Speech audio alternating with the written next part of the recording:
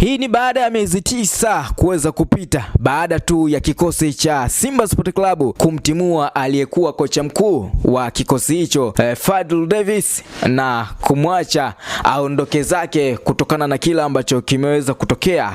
Ijulikane tu kwamba Fadlu Davis aliweza kuondoka mnamo mwanzoni mwa msimu mpya uliokuwa kiendelea toka 2025 kuja 2026. Kikosi cha Simba Sport Club kiliamua kuweza kumtimua kabisa moja kwa moja kocha huyo Fadlu Davis na kumtimkia kunako katika kikosi cha Raja Casablanca baada ya kuweza kutokea sintofahamu katika kikosi hicho. Ikumbuke tu kwamba katika misimu yote minne kocha huyo Fadlu Davis hakuambulia chochote dhidi ya mpinzani wake yani Young Africans, hivyo Simba Sport Club waliamua kuchukua jukumu la kumfukuza kocha huyo Fadlu Davis. Sasa baada ya kuweza kutokea yote na yote kutokana na kila ambacho kiliweza kutokea, sasa ni kwamba tu kuna taarifa za ndani kabisa kwamba kuna uwezekano mkubwa Fadlu Davis akarudi tena katika ligi hii ya Tanzania bara kwa kila ambacho tumeweza kukipata. Ikumbuke tu kwamba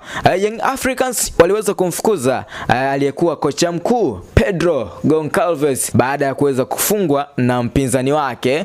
Ikumbuke tu kwamba baada ya yote kuweza kutokea Young Africans waliweza kumfukuza moja kwa moja, hivyo kwa sasa Young Africans hawana kocha, lakini kwa taarifa ambazo tumezipata za ndani kabisa ni kwamba viongozi wa klabu ya Young Africans wameweza kupendekeza kumchukua kocha Fadlu Davis na kumrudisha katika kunako ligi kuu Tanzania bara. Ikumbuke tu kwamba viongozi wa Young Africans wanaangalia kocha ambaye mwenye udhaifu na experience kubwa sana katika ligi hii ya Tanzania bara kwa ajili ya kuweza kufanya yale yaliyo bora, na mtu ambaye ana experience na exposure kubwa katika ligi kuu ya Tanzania bara, na mtu ambaye ni sahihi wameona moja kwa moja ni kocha Fadlu Davis kwa kuwa anaifahamu vizuri kabisa ligi ya Tanzania bara. Sasa kutokana na kila ambacho tumeweza kukisikia ni kwamba tu kuna uwezekano Fadlu Davis akarejea kunako katika ligi kuu ya Tanzania bara. Kumbuka tu kwamba